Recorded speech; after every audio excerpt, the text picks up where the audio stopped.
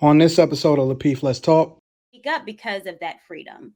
So, and I guess to Anton's point, and even to Kayla's, and Chaotic has said this multiple times, if you don't like what's going on here, then go to another country. The thing is, when you can't necessarily say that to Black folks, because we and African Americans don't know our country. We didn't immigrate over here.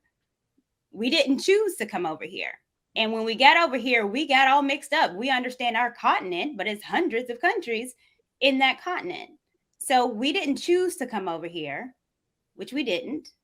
But there's still immigrants that are dying to be over here for that freedom. So again, America is the freest country in the world. It does come with consequences with those freedoms that you're not going to agree with politically, socially, economically, all the above. But yet with that freedom, you still have other options to choose from because of that freedom. Kayla, you looking a little crazy right now. She matching you right now on the point. To the point, I'm saying. What are you saying? Oh my God. You see, you can't do it. You can't win. This is crazy. What? Win what? You will never concede to a fucking fact. I said what I said. Oh, yep. You said. Are you gonna get? You'll get over it. Like, and we'll move on to the next topic, and you'll be all right. Hey, Shade Room. If you watching this, please start posting shit that matters and not about the fucking city girl, so our Black women can finally get a pulse of what's going on in our society. Fuck Shade Room. They don't post shit. That's why you don't know shit. You'll know everything about all the other nigga shit. You'll know goddamn who everybody's sucking dick. You'll know who everybody's fucking. Wow. You'll never know that nothing that matters. Go ahead, Courtney. Okay. I'll never know nothing that matters. Wow. Okay. Go ahead, Courtney. You're stupid, but okay.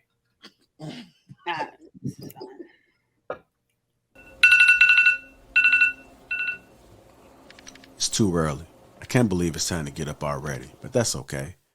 A man's morning routine is everything. The first thing I do is I head to the washroom. My focus, brushing my teeth, my beard, and my skin. Tej Hanley, uncomplicated skincare for men, has changed my life. The face wash, the scrub, the super serum, the eye cream, the AM PM moisturizer has people giving me compliments left and right about my skin. At the beginning of each week, twice a week, I massage the scrub into my face, then I rinse. Every other day, I use the face wash. I put it into the palm of my hands, and I spread it evenly across my entire face and my head. The Tej face wash keeps the pores clean and also removes all oil. My favorite part about Tej Hanley is that every box comes with an instruction card that tells you when to use each product, how much to use, and in what order. They really make the process of achieving and maintaining amazing skin easy. And because Tej Hanley is sponsoring today's video, they're offering my viewers a great deal. Just click the first link in the description, and not only will you get Tej Hanley for the best possible price, but they also give you a free gift with your first box. Click that link and get started today with just $30. Her comeback was I was stupid. You're not gonna say nothing. That's not new news or anything. I mean, but wait a minute. Gosh, I don't want to do this. Do it. No. Listen. Honestly, are you telling me that Kayla don't have a point, and that when she said, because we're using other countries as examples, in my opinion, some of them are shitholes, but we're using them as the standard for how it is that we need to move over here, right? Because let's be clear, we all know that it's a double-edged sword.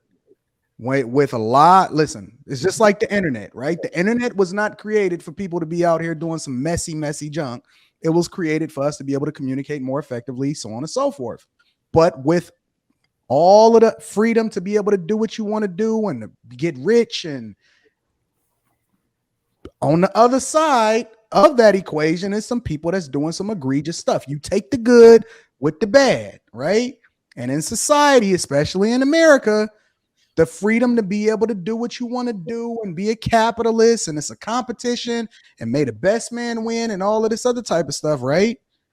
On the flip side, you may have some people that's running in the victim Olympics and they don't necessarily agree with you, and they had a freedom to clash with you and say what they want to say also, right? I'm willing to be in that competition, but at the same time, the one thing that I advocate against is that if people don't like it, why don't we look at other options for people to go if they decide? And that go for black people too. I stand on the same side of that fence. If people don't like where they live at, and if it's so bad and so egregious, either do something about it or go to the place that we use them as examples in order to exemplify what's so awesome about it. Why aren't people running over there and immigrating over into those countries? That's all I'm asking. Why aren't people trying to get into those other countries? Why are they so dead set on coming here? What do you mean people are coming here? What did you mean by why are they so dead set on coming here? All I'm saying is, if it's so bad and things are so disagreed with what we got going on over here, Protecting your why are children? people dying to get here? Are you talking about protecting your children? Because you're trying to change. I'm not talking about protecting the children. I'm talking about the fact that whenever there's a yin, there's a yang, and you're gonna have the good with the bad. So is the bad part of letting our children be given to the establishment? I'll give you an example. Like when Quest said, yo, listen, it's some egregious things that's happening over there. Listen, as much as they banning Buzz Lightyear, and as much as I don't agree with it whatsoever, I'm never going to live over in them fucked up countries. I'm going to stay right here, and I'll just fight as much as I can, and I'm going to change the narrative for my daughter, and I'm going to put my money where I feel like the politicians are, but I'm never going over there and using them as an example, because if they had it figured out, then why they not implement it? I thought that was the point. I thought the point was to get some balls in America and protect your children. That other countries are doing it, so why don't we? I agree, and I think that there's ways to do it, but at the same time, I can't reference another country until they come up and they show me something that's absolutely awesome about them. Why don't we be the example? Why don't we look to ourselves as the example then? Why do we need to have? I agree. I'm just saying I can't reference another country that is a shithole as the place that I'm going to use of how I'm going to implement what goes on. Because listen, as much think about it, as much as I personally disagree with the alphabet community, one thing is for show and two things is for certain. I love getting on YouTube, talking my shit and saying what the fuck I want to say when I want to say it without nobody telling me what I can and can't say. Now you go over there, they gonna say shut the fuck up. You gonna say what I want you to say.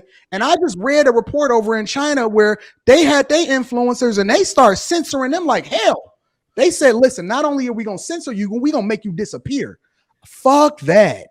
I'll take the alternative over here. I'm gonna live in my pretty little house and I'm gonna chill. But see, Anton, I'm gonna say this: you slaughtering my freedom is a double-edged sword analogy. Please, I'm sorry. Yes, please stop. You. Well, no, I agree with freedom. Wait, hold on. I just want to tell her. I just gotta tell her, Anton, do not use my freedom as a double-edged sword. You slaughtering my shit, my nigga. Chat niggas. And it's funny because while there's all that going on, I still feel like I have a better chance to protect my child here than anywhere else. It might be some bad shit going on, but I feel like the way that things are here, I have a better opportunity to protect and raise my child here than anywhere else. Sorry. Yeah, I think it is a double-edged sword. America is the freest country. So with that freedom comes consequences. And I believe in protecting my child. But again, I have the freedom to have options to protect my child. I have homeschooling. I'm able to have different options in the freest country to protect my child. And I have the right as a woman to say it and speak up because of that freedom. So, and I guess to Anton's point and even to Kayla's, And Chaotic has said this multiple times, you know, if you don't like what's going on here, then go to another country. The thing is, when you can't necessarily say that to Black folks, because we in African Americans don't know our country. We didn't immigrate over here. We didn't choose to come over here. And when we got over here, we got all mixed up. We understand our continent, but it's hundreds of countries in that continent. So we didn't choose to come over here, which we didn't. But there's still immigrants that are dying to be over here for that freedom. So again, America is the freest country in the world.